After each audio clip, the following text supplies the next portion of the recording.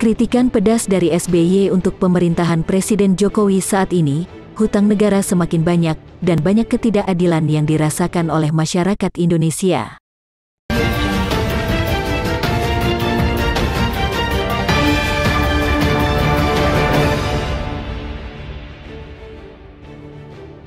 Rakyat nggak boleh bicara, mulutnya diplester, itu malah berbahaya. Poin saya, janganlah pemerintah ini alergi, cepat marah, kemudian tidak boleh ada warga negara yang melakukan kritik atau berbicara yang tidak menyenangkan kepada pemerintah atau kepada pemimpin kita. Sekaligus dalam hal ini kepada Pak Luhut Panjaitan, sahabat saya juga, mungkin harus mengurangi pemerintah ini mengeluarkan statement yang nadanya ancaman, ya. Tidak baiklah. Ya memang pemerintah punya kekuasaan, Pak Jokowi punya kekuasaan, tetapi kekuasaan ini kan bukan untuk menakut-nakuti rakyat, untuk mengancam siapapun. Kalau misalkan pemerintah ingin menyampaikan, sampaikan dengan baik, sangat bisa ditempuh cara-cara seperti itu. Jadi pesan saya adalah, atau harapan lah ya, kalau pesan dikira nanti berlebihan, harapan saya rakyat punya hak untuk menyampaikan kritik pandangannya, ketidaksukaannya kepada negara. Pemimpin itu kalau mendengar rakyatnya tidak suka, kadang-kadang perlu itu untuk introspeksi gitu ya. Jadi sekali lagi harapan saya, kalau saudara-saudara saya rakyat Indonesia yang menyampaikan kritik, ya kritik yang proporsional. Kalau statement yang seperti pemerintah berbohong, tentu harus disertai bukti. Tapi silakan gunakan untuk kepentingan bangsa kita. Nah, harapan saya untuk pemerintah ya tidak perlu arogan, ya, tidak perlu saya punya kekuasaan, awas saya lakukan sesuatu nanti. Begitu harusnya. BIN intelijen tidak boleh menakut-nakuti rakyat. Polisi itu malah mengayomi rakyat dan tentu memberantas kejahatan. Jadi bikinlah hubungan yang baik negara dengan rakyat. Itu fundamental. Konstitusi kita sebetulnya oleh para pendiri republik diniatkan dulu tidak boleh menjadi negara kekuasaan, tapi juga tidak boleh rakyat itu di dalam menggunakan kebebasannya absolut. Ayo bareng-bareng, jangan kelewat batas. Kalau itu yang terjadi di masa depan ini akan baik. Dulu saya memimpin kurang apa, dikritik, dihajar, dihujat, tapi pemerintahan saya tidak jatuh. Ekonomi tetap 6%, demokrasi hidup, saya selesai alhamdulillah tepat pada waktunya.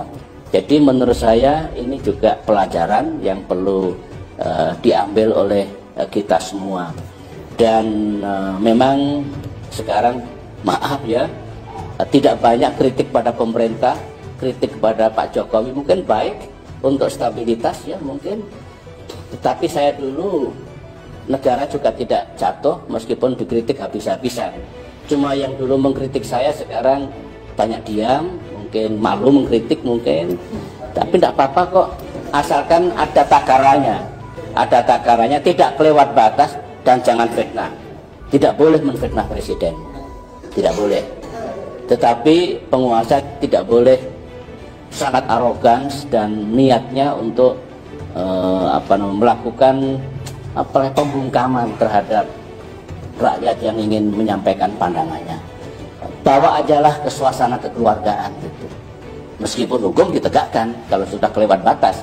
Kalau sudah fitnah ya harus kita gunakan. Saya juga begitu dulu.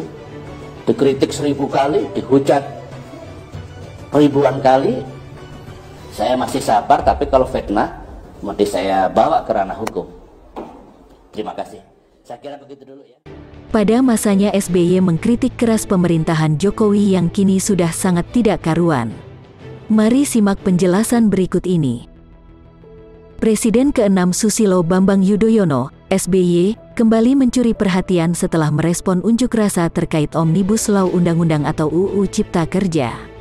Ia menyayangkan adanya tudingan bahwa dirinya adalah dalang di balik sejumlah kerusuhan yang terjadi dalam aksi demonstrasi menolak Omnibus Law yang terjadi belakangan.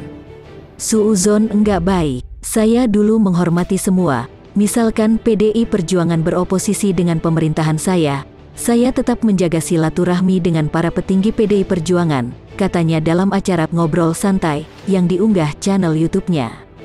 Ini bukan kali pertama pendiri Partai Demokrat itu mengkritisi pemerintahan. Sejak Jokowi menjabat, Demokrat yang berada di luar pemerintahan kerap melancarkan komentar dan kritik terhadap Jokowi. Berikut beberapa komentar SBY terhadap Jokowi. 1. Krisis ekonomi 2016, ketika belusukan 13 hari keliling Pulau Jawa bertajuk SBY Tour de Java, SBY mengkritik pemerintah. Ia mengomentari kondisi ekonomi yang lesu di 2 tahun awal pemerintahan Jokowi. Kalau ekonomi sedang lesu, dikurangi saja pengeluarannya. Bisa kita tunda tahun depannya lagi sehingga, jika ekonomi lesu, tidak lagi bertambah kesulitannya. Itu politik ekonomi, kata SBY. 2. Aksi 411 berujung rusuh, unjuk rasa tanggal 4 November tahun 2016 berujung ricuh. Presiden Jokowi menyatakan ada aktor politik di belakang aksi. Ia tidak menyebutkan siapa aktor tersebut. SBY kemudian merespon ucapan Jokowi tersebut. Yang komando hanya telepon genggam, sosial media. Jangan tiba-tiba simpulkan ada yang menggerakkan atau mendanai, kata SBY saat itu. 3. Hoaks merajalela, SBY kerap aktif menggunakan media sosialnya, utamanya Twitter. Lewat platform itu pula, ia mengkritik jalannya pemerintahan Jokowi. Ia menggunakan asteris SBY sebagai tanda bahwa cuitan yang dibuat berasal dari dirinya. Ya Allah, Tuhan yang Maha Esa, negara kok jadi begini? Juru fitnah dan penyebar hoaks berkuasa dan merajalela. Kapan rakyat dan yang lemah menang? Asteris SBY asteris, cuit SBY. 4. Gaya blusukan, SBY juga pernah mengomentari gaya blusukan Jokowi. Ia mengatakan jauh sebelum Jokowi blusukan, sudah melakukan hal ini. Jadi, sebelum Pak Jokowi blusukan, kami lebih dulu blusukan ke berbagai tempat di Indonesia untuk melihat kondisi nyata, kata SBY saat menjadi pembicara kunci seminar Hari Perempuan Internasional di Kompleks Parlemen, Senayan, Jakarta. 5. Kasus Jiwasraya, SBY juga mengomentari kasus PT Asuransi Jiwasraya, Persero. Ia meminta kasus itu jangan terlalu dipolitisasi. Meskipun, kata dia, tak mungkin hal begitu akan terbebas sama sekali dari perbincangan politik. Sejumlah kalangan mengatakan janganlah kasus Jiwasraya dan Asabri ini terlalu dipolitisasi. Saya sangat setuju, kata SBY melalui keterangan tertulis, Senin, tanggal 27 Januari tahun 2020. Menurut SBY, jangan pula ada penumpang gelap yang punya tujuan dan agenda tertentu. Jangan punya nafsu untuk menjatuhkan pemimpin dan pemerintahan di tengah jalan. Dulu hal begini beberapa kali saya alami. Kekuasaan harus didapatkan secara sah. Kalau tidak halal, Allah tidak akan merahmatinya. Kekuasaan harus didapatkan melalui pemilu. Itu jalan konstitusional yang disediakan oleh negara, ujar dia. 6. Mengomentari Omnibus Law Cipta Kerja, SBY mengatakan partainya tidak anti terhadap regulasi yang mendorong investasi dan penciptaan lapangan kerja. Hanya terkait UU Cipta Kerja, Partai Demokrat tidak ingin terburu-buru disahkan.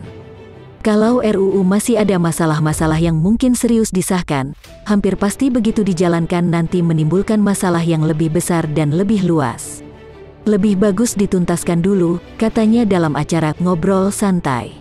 Menurut SBY, dalam pembuatan undang-undang, DPR dan pemerintah seharusnya membuka pintu dialog dan konsultasi bagi pihak-pihak yang menolaknya.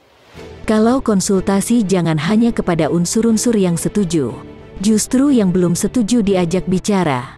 Undang-undang yang baik, kata SBY, adalah yang bisa mengakomodir kepentingan semua pihak. Semua win, dunia usaha atau bisnis win, para pekerja win, rakyat di bawah juga dapat manfaatnya, pecinta lingkungan juga diperhatikan, everybody win.